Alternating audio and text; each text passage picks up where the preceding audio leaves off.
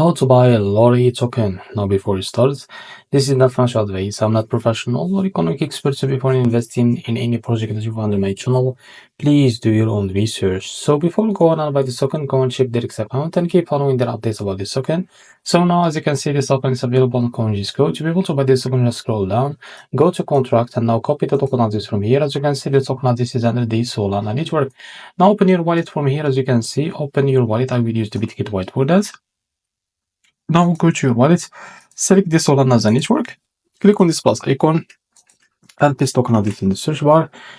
As you can see, this is also gonna click on this plus icon to add it to your wallet. Now go back to your wallet and keep searching until you find your token that you just added called Lottery. After you find it, now click on it and now click here on swap. Switch from here. Now from the top you can select the token that you want to buy. For example, USDT.